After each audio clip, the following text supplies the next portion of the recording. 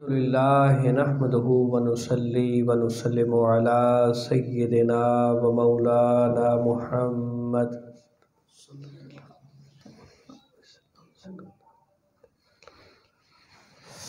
رسولہ النبی الکریم الحنین الرعوف الرحیم اما بعد فاعوذ باللہ من الشیطان الرجیم بسم اللہ الرحمن الرحیم لو انزلنا هذا القرآن على جبل لرأيته خاشعا متصدعا من خشية الله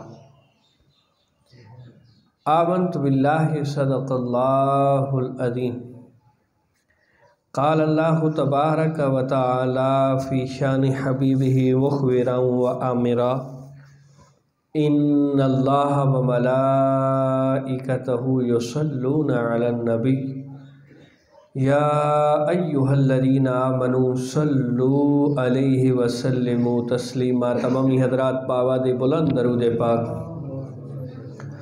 آباد آنی چاہیے۔ اللہم صلی علی سیدنا و مولانا محمد وعلی آلی و اصحاب سیدنا و مولانا محمد وبارک وسلم وصلی علیہ۔ الصلاۃ والسلام علیک یا رسول اللہ وعلی آلک و اصحابک یا حبیب اللہ۔ الصلاۃ والسلام علیک یا شفیع المذنبین وعلی آلک و اصحابک یا رحمۃ للعالمین۔ بعد حمد و ثنا نہایتی واجب الاحترام دوستو، بزرگو، عزیز ساتھیو، جمعۃ المبارک کا بابرکت دن اللہ رب العزت کی پسندیدہ جگہ مسجد میں اور آپ جمع ہیں۔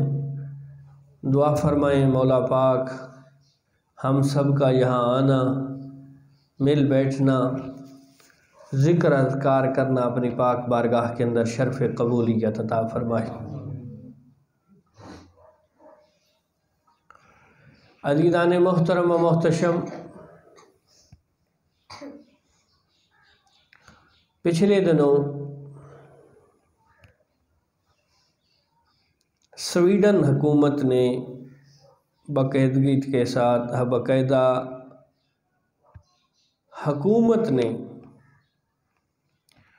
قرآن پاک کی بے حرمتی کی ہے۔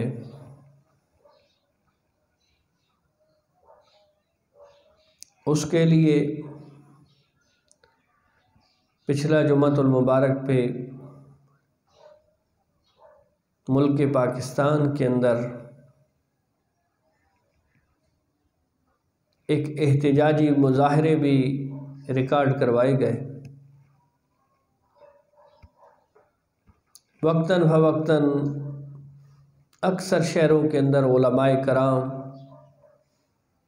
عوامی اہل سنت، تاجر، اسٹوڈنٹ، یعنی ہر ایک نے اپنا حصہ ڈالا ہے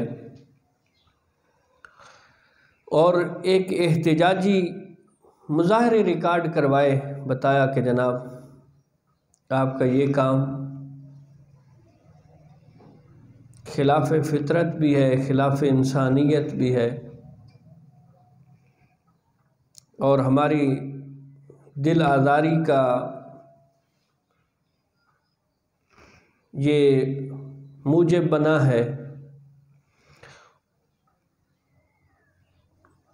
لیکن ہمارے لوگوں نے تو جو اپنے بس میں تھا اس کا اظہار کر دیا، لیکن شومی قسمت ملک ہمارا اسلامی جمہوریہ پاکستان، جس کی بنیاد کلمہ طیبہ لا الہ الا اللہ محمد الرسول اللہ پہ رکھی گئی، جس کے اندر یہ آرڈیننس پاس ہوا تھا کہ کوئی بھی قانون اس ملک کا قرآن و سنت کے خلاف نہیں ہوگا۔ انتہائی دکھ اور درد کا مقام ہے کہ پاکستان کے کسی بھی M P A M N A نے جس طرح حق تھا احتجاج کرنے کا، کسی نے کوئی بیان تک نہیں دیا۔ حکومت سو رہی ہے، حکومت نے تو کوئی، حالانکہ سویڈش حکومت نے، باقاعدہ حکومت نے، کوئی بندہ کرتا نا، کوئی عام آدمی کرتا، شہری کرتا، ہم کہہ سکتے تھے کہ یہ ایک پاگل انسان، کیونکہ یہ کام اکثر پاگل لوگ ہی کرتے ہیں۔ قرآن کی بے حرمتی کوئی سلیم العقل شخص نہیں کر سکتا، اس کے اسلام کے ساتھ تعلق ہو یا نہ ہو، لیکن اگر سلیم العقل ہے، اس کے اس کھوپڑی کے اندر اگر تھوڑا سا بھی عقل ہے، وہ اس قرآن کی بے حرمتی نہیں کرے گا۔ ماننا ایک نہ ماننا ایک الگ معاملہ ہے، لیکن ان سے بڑھ کے ہمارے ان لوگوں پہ ہمیں دکھ ہوتا ہے جو اسلامی جمہوریہ پاکستان کا صدر ہو، وزیر اعظم ہو، وزیر اعلیٰ ہو، کسی بھی بڑے عہدے پہ بیٹھا ہوا، باقاعدگی کے ساتھ حکومتی طور پہ کوئی احتجاج نہیں ریکارڈ کروایا گیا کہ جناب آپ ہمارے ملک، ہماری کتاب جس کے لیے ہماری جان تک حاضر ہے، آپ اس کتاب کی مخالفت کر رہے ہیں، اس کی بے حرمتی کر رہے ہیں۔ لیکن پتہ نہیں لوگوں کو دنیاوی عہدے کی اتنی لالچ ہے کہ چند دن کے عہدوں کے لیے انہوں نے قرآن کی حرمت پہ کوئی بات تک نہیں کی۔ ایک تو یہ دکھ کی بات ہے۔ دوسرا،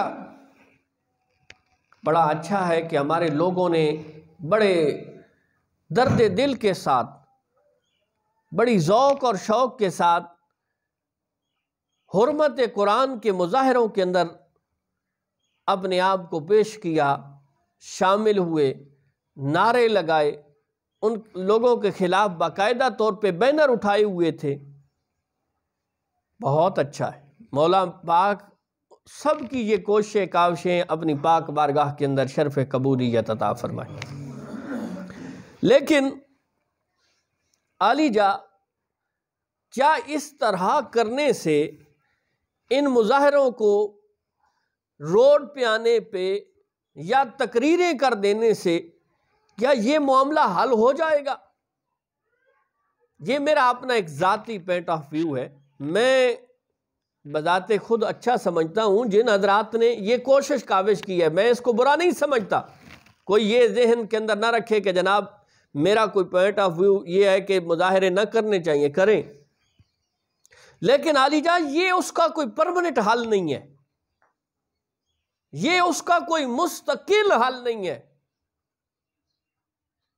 اب ہزاروں کا ایک مجمع ہو اور کوئی پوچھنے والا ان ہزاروں میں سے کسی ایک سے پوچھے کہ جناب آپ نے قرآن کو کتنی مرتبہ باقاعدہ ترجمے اور تفسیر کے ساتھ پڑھا ہے، ان ہزاروں میں سے کوئی ایک ہی بندہ نکلے گا۔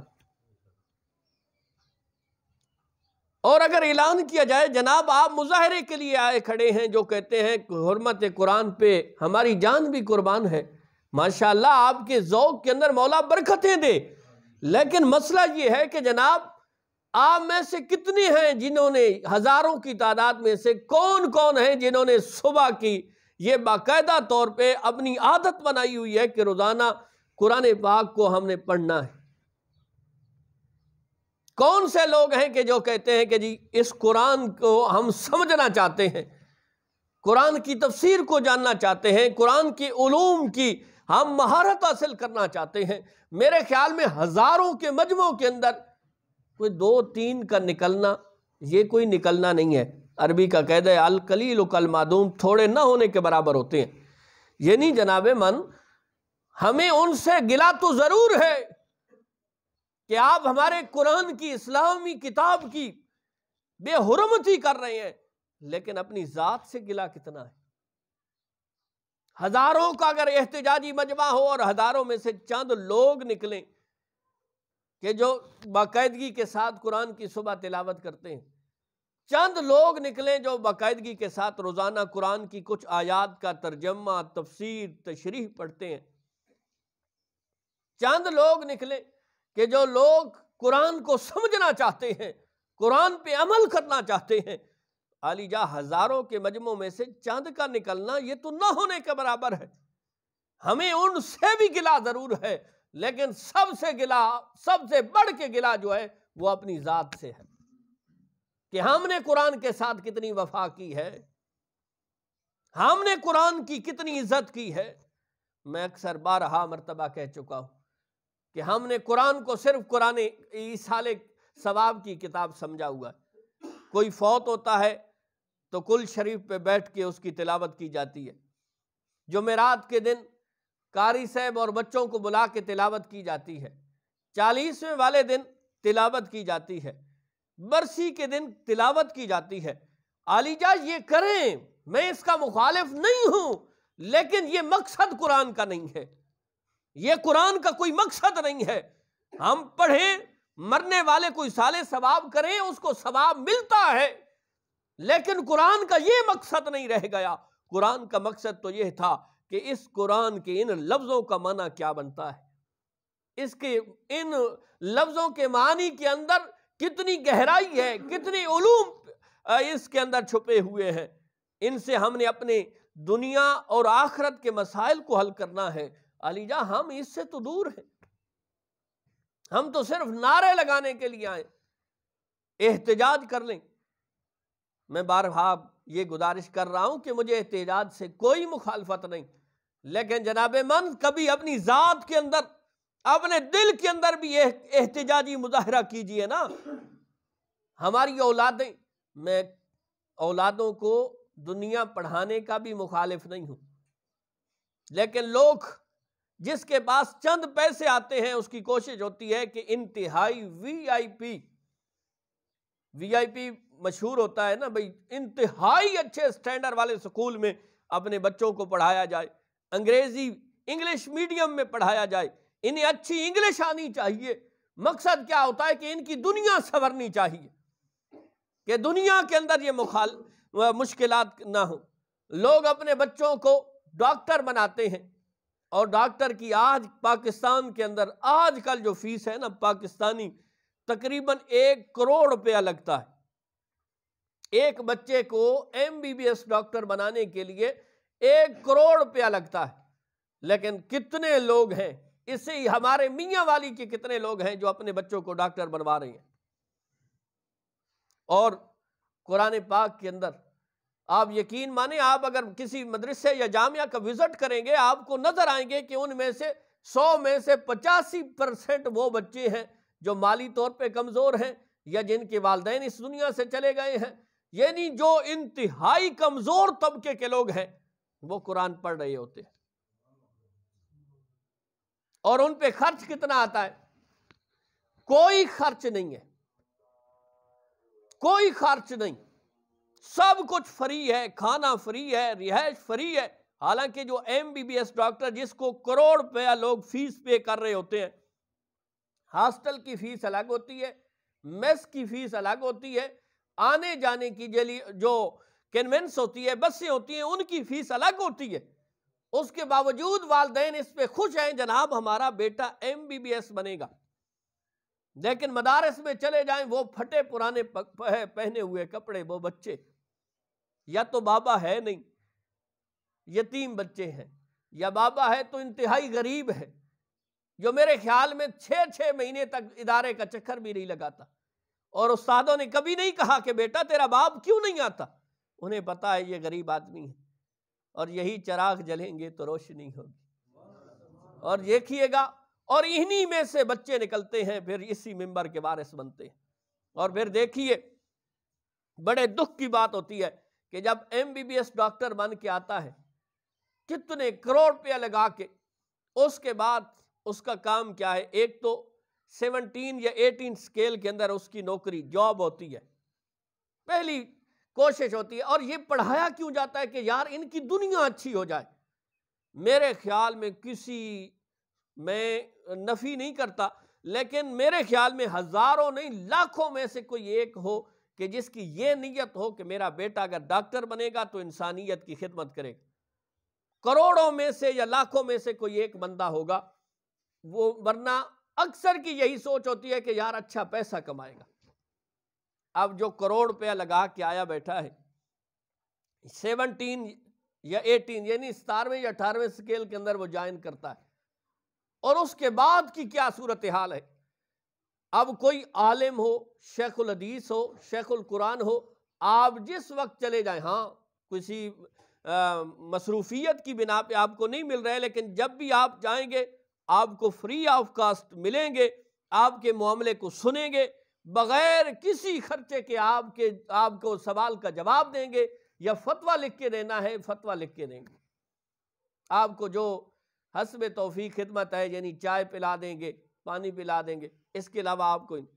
اب جو MBBS ڈاکٹر آیا ہے 17 یا 18 کے اندر جوائن کیا، سرکاری ہسپتال کے اندر گیا، اور وہاں پہ بیٹھ کے بھی جو کہتے ہیں یہ خدمت، میں اکثر کی بات کر رہا ہوں، ان میں اچھے لوگ ہوتے ہیں، میں اچھوں کا مخالف نہیں ہوں، لیکن آپ روزانہ بنیاد پہ دیکھ رہے ہوتے ہیں کہ وہ جو بھی اس کے پاس جا رہا ہے اکثر یہی کہتے ہیں کہ پرائیویٹ مجھے کلینک پہ ملو، میں تمہارا مسئلہ حل کروں گا۔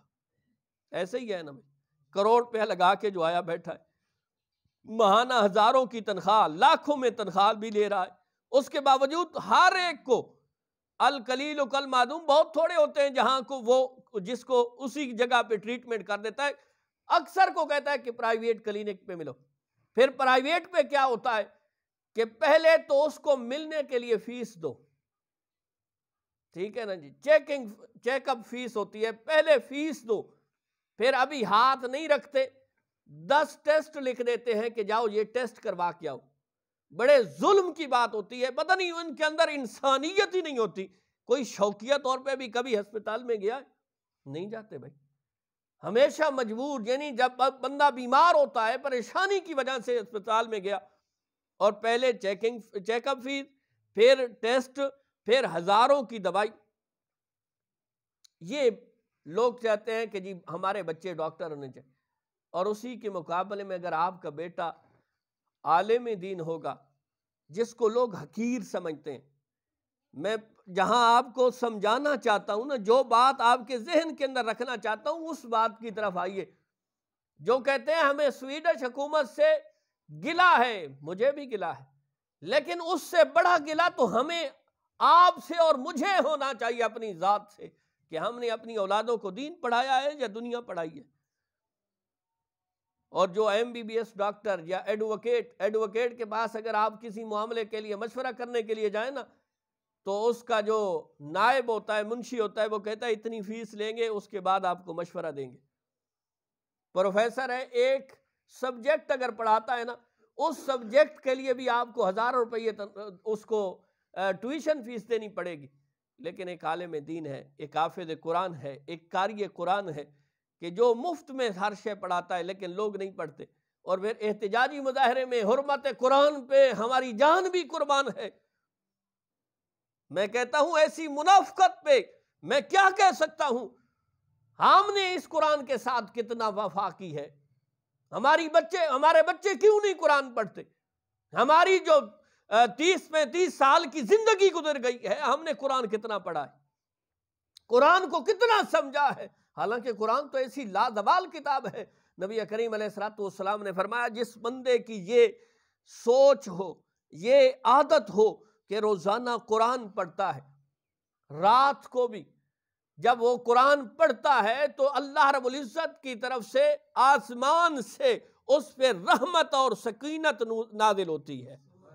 ذرا بولو، سکون نازل ہوتا ہے۔ اچھا، پیسہ، دولت، جاگیر، کوٹھیاں، یہ کار مقصد کیا ہے؟ کہ تھوڑا سا دل کو سکون مل جائے، اور اتنے سب کچھ ہونے کے باوجود اگر سکون نہ ملے، حالانکہ سکون کا ایک طریقہ کار یہ بھی بتایا گیا ہے کہ قرآن پڑھو گے تم رات کو قرآن۔ سرکار کریم علیہ السلام کی بارگاہ میں ایک صحابی آیا اور عرض کرنے لگا، یا رسول اللہ رات تھی، میرا بیٹا سو رہا تھا، ساتھ میں میری سواری گھوڑا بھی بندھا ہوا تھا، لیکن عجیب رات معاملہ ہوا ہے، میں قرآن پڑھتا تھا، گھوڑا بدکتا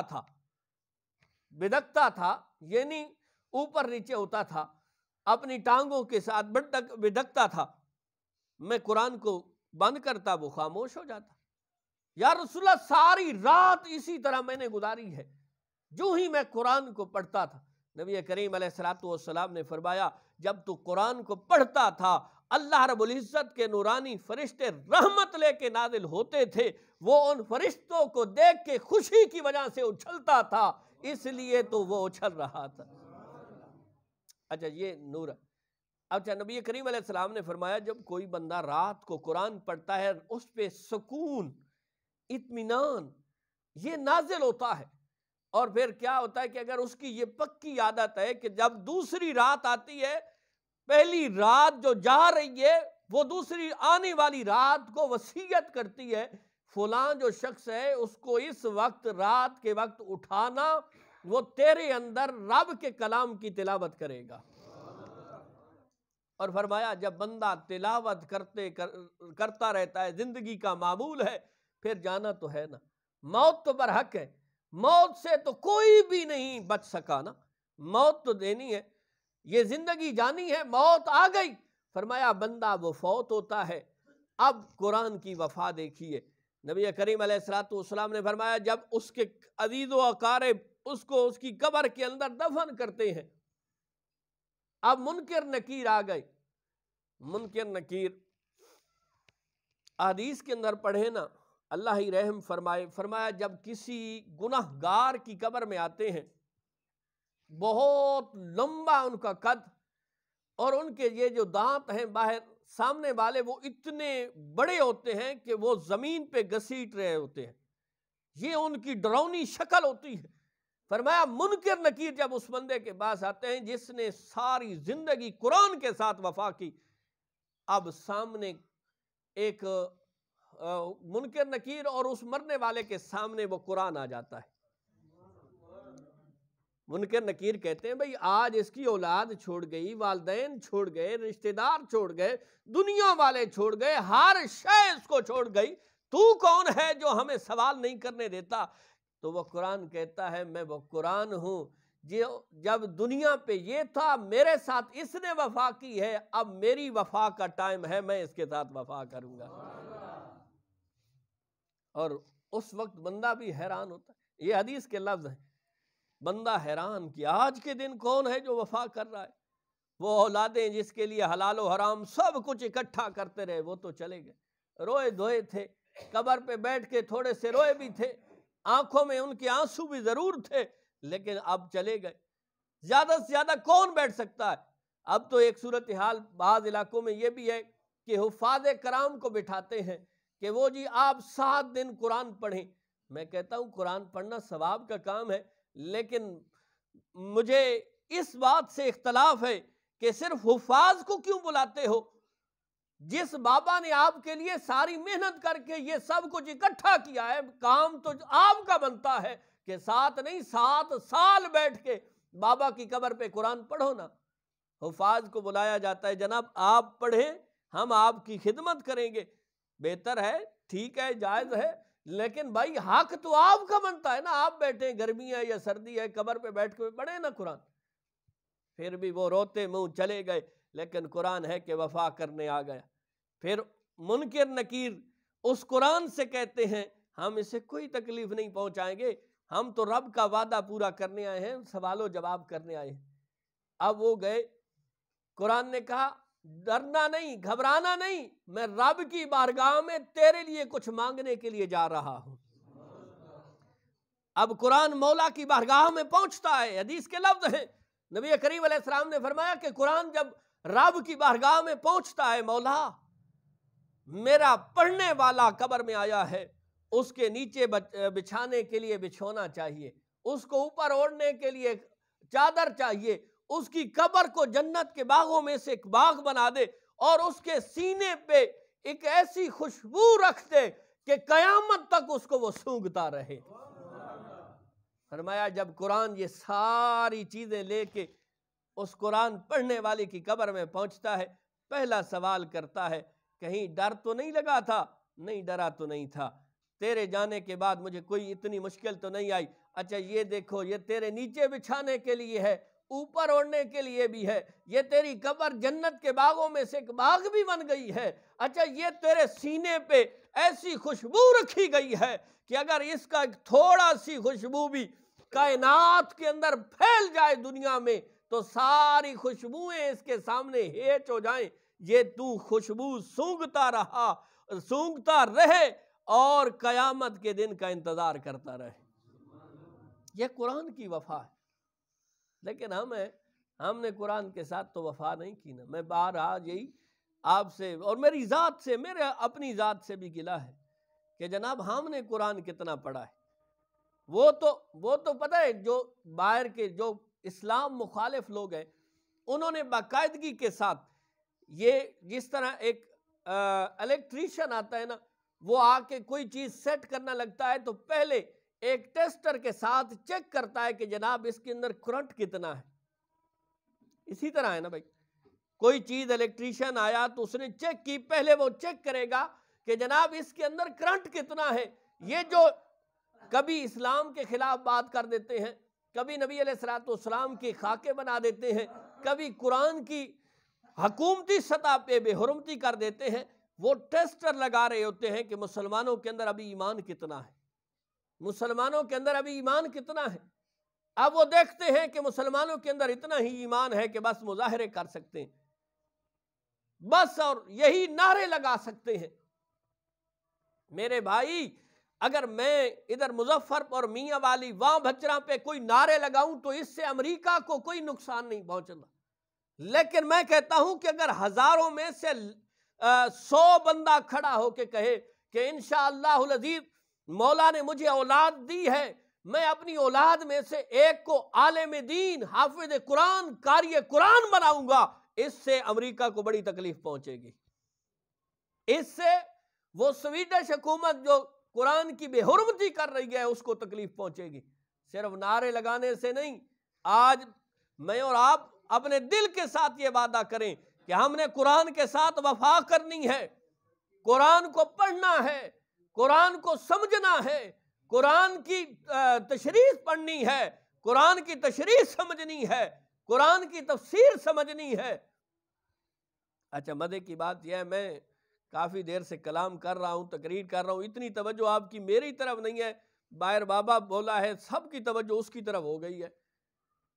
بھائی توجہ، جو چند جملے، ایک تو آدھا گھنٹے ہی نہیں ہوتا جمعے کے دن، وہ بھی آپ اس وقت آتے ہیں، کوشش ہوتی ہے کہ استاد صاحب کی تقریر جب مکمل ہو جائے اس وقت آنا ہے، اس سے پہلے نہیں آنا، کہیں کوئی چیز پلے نہ پڑ جائے۔ علی جان، پورے ہفتے کے اندر 1 گھنٹہ ہی تو ہوتا ہے۔ میں بارہا مرتبہ آپ سے گزارش کر چکا ہوں، اپنی ذات کے بارے میں سوچئے۔ دنیا ہم پورا ہفتہ جو کماتے ہیں، دنیا کے لیے ہمارے پاس پورا ہفتہ جو ٹائم ہوتا ہے 1 گھنٹہ، میں 1 ہفتہ نہیں مانگ رہا، صرف 1 گھنٹے کی بات کر رہا ہوں۔ اور اس کا مقصد کیا ہوتا ہے کہ جو کچھ ہم کہیں سے لے آئے ہیں آپ کی جھولی کے اندر ڈال سکے۔ تو علی جا، قرآن کے اندر جو آیت میں نے پڑھی ہے ترجمہ کر کے پھر گفتگو کو سمیٹتے ہیں۔ لو انزلنا ھذا القرآن، اللہ رب العزت نے قرآن میں فرمایا لو انزلنا ھذا القرآن علی جبل لرأیتہ خاشعا متصدعا من خشیۃ اللہ، فرمایا لوگو اگر یہ قرآن ہم پہاڑ پہ نازل کرتے، لرأیتہ، اور آپ ضرور دیکھتے، خاشعا متصدعا من خشیۃ اللہ، فرمایا وہ خوف سے کانپتا اور قرآن کی وجہ سے وہ ریزہ ریزہ پارا پارا ہو جاتا۔ ہم سب سے زیادہ کسی شے کی سخت کی مثال دیتے ہیں نا تو کہتے ہیں پہاڑ کی مانند سخت تھا۔ فرمایا اگر یہ قرآن پہاڑ پہ نازل ہوتا وہ بھی خوف سے کانپتا رہتا اور اس کے ریزے ہو جاتے، ریت کے ذروں کی مانند ہو جاتا۔ قرآن اتنی وزنی اور بھاری شے ہے، لیکن قربان امت مصطفیٰ پہ، قربان قلب مصطفیٰ پہ کہ جس کی وجہ سے ہمیں یہ قرآن نصیب ہوا ہے، ایسی لازوال لاجواب کتاب نصیب ہوئی ہے کہ جس کو ہم پڑھتے ہیں ہمارے گناہ ختم ہوتے ہیں، جس کو ہم پڑھتے ہیں ہماری شکل و صورت خوبصورت ہوتی ہے، جس کو ہم پڑھتے ہیں ہمارے دل کو سکون نصیب ہوتا ہے، جس کو ہم پڑھتے ہیں رب رسول دونوں راضی ہوتے ہیں، جس کو ہم پڑھتے ہیں ہماری اولاد فرما بردار بنتی ہے، جس کو ہم پڑھتے ہیں ہماری دنیا سنورتی ہے، جس کو ہم پڑھتے ہیں ہماری آخرت سنورتی ہے، جس کو ہم پڑھتے ہیں تو ہماری دنیا کے اندر عزت بنتی ہے۔ علی جا اس قرآن کے ساتھ اپنے تعلق کو جوڑیے۔ یہ سب سے بڑا احتجاج میں کہتا ہوں ان کے خلاف ہے جو قرآن مخالف ہیں، جو اسلام مخالف ہیں۔ آپ نے ایک اپنی ذات کے ساتھ وعدہ کرنا ہے کہ میں نے کوشش کرنی ہے اپنی اولادوں کو دین پڑھاؤں گا، میں نے کوشش کرنی ہے اپنے اولادوں کو قرآن پڑھاؤں گا، اور اولاد اگر بڑی ہو گئی ہے تو جو قرآن پڑھ رہے ہیں حسب توفیق ان کے ساتھ تعاون کریں، ان کے ساتھ پیار کریں، ان کی جو ضرورت حسب توفیق، میں نہیں یہ کہتا کہ اپنے گھر کو اپنی جاگیروں کو بیچ کے ادھر ہی لگا دو، حسب توفیق مدارس پہ لگاؤ۔ مساجد تو ہم بڑی بڑی بنا رہے ہیں لیکن مدارس نظر نہیں آتے۔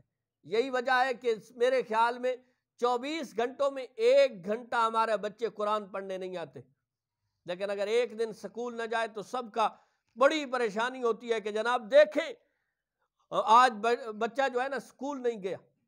میں بارہا کہہ رہا ہوں کہ سکول سے مجھے کوئی اختلاف نہیں ہے، لیکن آپ قرآن کو ثانوی چیز نہ سمجھیں، قرآن کو صرف ٹائم پاس کرنے کے لیے نہ رکھیں، قرآن کو پڑھیں، قرآن کو سمجھیں، قرآن پہ عمل کریں، قرآن کو آگے پہنچائیں، کوشش کریں روزانہ بنیاد پہ۔ نبی کریم علیہ السلام نے فرمایا کہ جو بندہ ساری رات نفل پڑھتا ہے، ساری رات، آج کل تو میرے خیال میں فرض نماز پڑھنا بھی بڑا مشکل ہو گیا ہے، پھر ایسا بندہ ہو جو ساری رات نفل پڑھے، اور دوسری طرف فرمایا جو قرآن کی ایک آیت کو ترجمہ اور تشریح سے پڑھتا ہے وہ ساری رات عبادت کرنے والے سے زیادہ ثواب اس ایک آیت ترجمہ اور تشریح کے ساتھ پڑھنے والے کو زیادہ ثواب ملتا ہے۔ ہم پتہ ہے کوانٹٹی کی چکر میں پڑے ہوتے ہیں کہ جناب 1000 رکعت پڑھنی ہے، ہم مقدار کے چکر میں ہیں، معیار کے چکر میں نہیں ہیں۔ آپ کو مولا توفیق دے، میں یہ نہیں کہتا کہ نوافل نہ پڑھیں، نوافل ضرور پڑھیں، لیکن اس قرآن کے ساتھ جو ہے نا اپنا تعلق مضبوط کریں۔ وہ معزز تھے زمانے میں مسلمان ہو کر، یعنی ان کو عزت ملی تھی کس کی وجہ سے؟ اسلام کی وجہ سے۔ وہ معزز تھے زمانے میں مسلمان ہو کر، اور ہم ذلیل و خوار ہوئے تارک قرآن ہو کر۔ ہم کہتے تو ہیں جی ہم مسلمان ہیں، لیکن اپنے ہی معاشرے کے اندر دیکھیے کہ ہمارے اندر اسلام والے کتنے کام ہیں، اپنے ہی معاشرے کے اندر دیکھیے کہ ہم قرآن کے ساتھ کتنی وفا کر رہے ہیں، اپنے ہی معاشرے کے اندر دیکھیے کہ ہماری اولادیں کتنی قرآن کے ساتھ وابستہ ہیں۔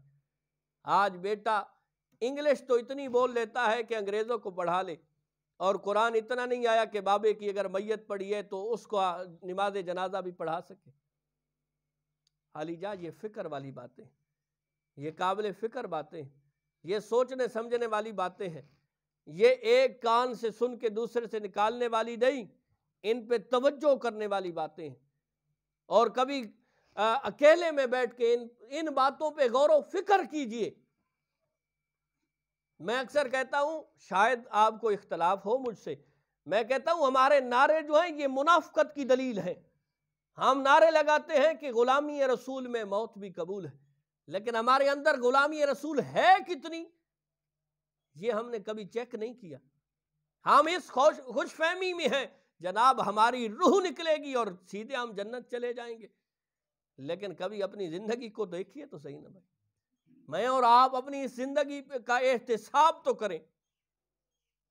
ہم جس طرح چند پیسے ہوں نا تو روزانہ ان کو کیلکولیٹ کرتے ہیں، حساب لگاتے ہیں کہ کہاں کتنا خرچ کیا ہے، کبھی اس زندگی کے ٹائم کا احتساب تو کریں نا جناب۔